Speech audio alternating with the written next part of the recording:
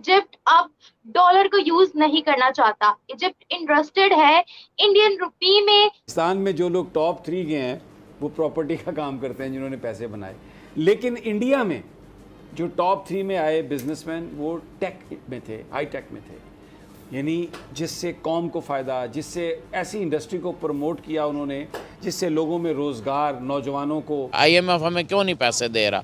हम उनके साथ बहुत लंबे चौड़े मुआहदे करके गए हैं और वो मुआहदे जो है ना अभी हमारे गले पड़ गए। अब मैं आपको एक और बात बताऊं, मोदी क्या करने जा रहे हैं। इस वक्त दुनिया की जो सबसे वैल्यूड और जिस पे लड़ाई हो रही है चाइना और अमेरिका की, वो माइक्रोचिप है। वो जो वॉशिंग मशीन से लेके आपके सुपरसोनिक जहाज तक में लगती है, और ताइवान 90% वो बनाता है। उसमें भी वो जा रहा है, मोदी उसमें इन्वेस्टमेंट करने जा रहे हैं। आपके पीएम देते ही क्या है आपको? इंडिया से इजिप्ट ने यह भी कहा है कि आपसे जितनी भी एक्सपोर्ट होती है इजिप्ट को, उसकी पे हम इंडियन रुपी में करना चाहते हैं। मगर वो बड़े एस्ट्यूट लोग हैं। मिसाल के तौर पर 160 बिलियन की तो वो सिर्फ IT एक्सपोर्ट करते हैं। यही बात है। दुनिया में सबसे बड़ा जो मुल्क एक्सपोर्ट करता है वैक्सीन, वो करते हैं। पहले दुबई ने लोगों को अपनी तरफ अट्रैक्ट किया और अब वही उसी टाइप की जो है बिजनेस फैसिलिटीज हैं, टैक्स फ्री फैसिलिटीज इंडिया जो है दुनिया को ऑफर कर रहा है, और अब सब ने जो है ना अपना रुख इंडिया की तरफ मोड़ लिया। $550 बिलियन वो रख के बैठा है मोदी। तो तकसीम से पहले के बांग्लादेश को देख लें और आज के बांग्लादेश को देख लें तो भारत तो हमसे बहुत आगे है ना इस लिहाज से।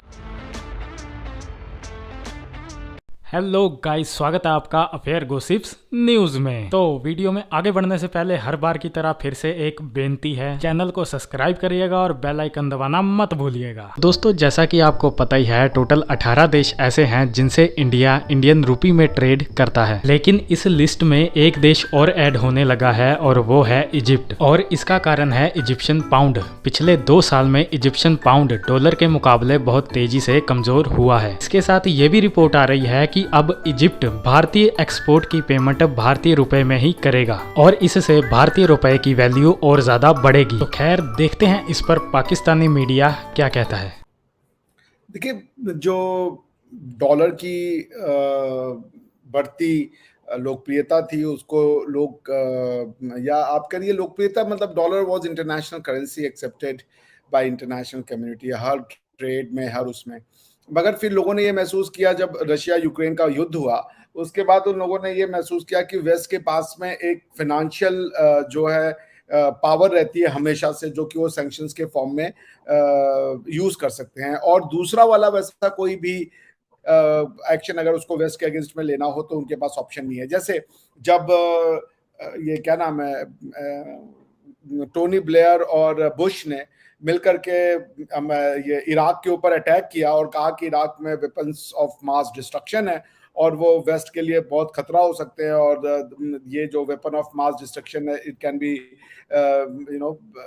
यूटिलाइज्ड और it can be launched with in 48 hours against the western America.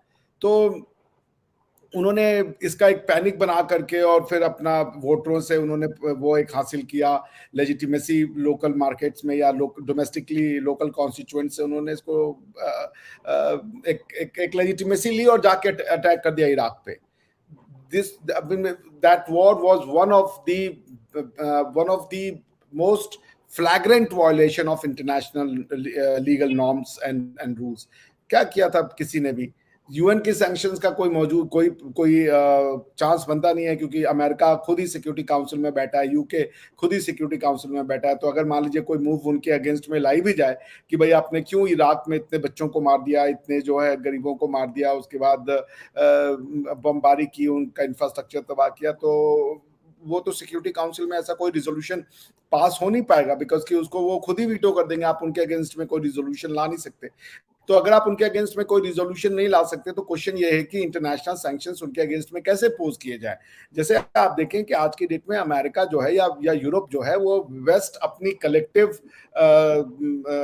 जो आप कह लीजिए पावर है उसका इस्तेमाल करते हैं। ये वेस्टर्न इंस्टीट्यूशंस जो कि इंटरनेशनल इंस्टीट्यूशंस के रूप में आज की डेट में काम करते हैं, IMF हो गया, वर्ल्ड बैंक हो गया, FATF हो गया, या इस तरीके की कई संस्थाएं हैं, जो इंटरनेशनल बैंक्स की भी जो संस्थाएं हैं, वो सब इनके रूल्स, इनके हाथ में सब कुछ है। स्विफ्ट कोड हो गया या दूसरी चीज होगी, वो सब वेस्ट के हाथ में।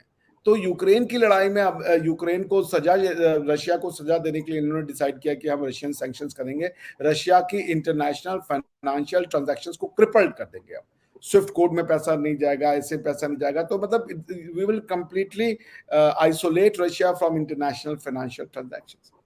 तो ये तो किसी के साथ भी हो सकता है। तो दुनिया ने इससे सबक लिया कि भाई आप अगर इसको न्यूट्रल रखो कि भाई आपके भी अगेंस्ट में किया जा सके, हमारे पास भी चाबी हो कि आप कभी गलती करो तो हम भी आपके अगेंस्ट में फाइनेंशियल सैंक्शन ला पाए, तो अब तो बात समझ में आती है। ये one way of financial sanctions कैसे चलेगा? और उस पे दुनिया ने ये महसूस किया कि वो वन वे चाबी इसलिए इनके हाथ में है क्योंकि ये फाइनेंशियल, खासकर फाइनेंशियल सैंक्शंस की बात हम करें, क्योंकि बाकी जो यूज ऑफ फोर्स वाले सैंक्शन है वो इफेक्टिव उतने होते नहीं है, और ना ही वेस्ट उसमें इंटरेस्टेड है कि आर्मी ले जाके किसी के ऊपर अटैक कर दे। तो फाइनेंशियल जो सैंक्शंस है वही आज की डेट में एक इफेक्टिव मीन्स ऑफ सैंक्शन बन के उभरे हैं। तो दोस्तों आज की वीडियो में इतना ही, मिलते हैं ऐसे ही किसी नेक्स्ट वीडियो में, तब तक के लिए पीस आउट एंड जय हिंद।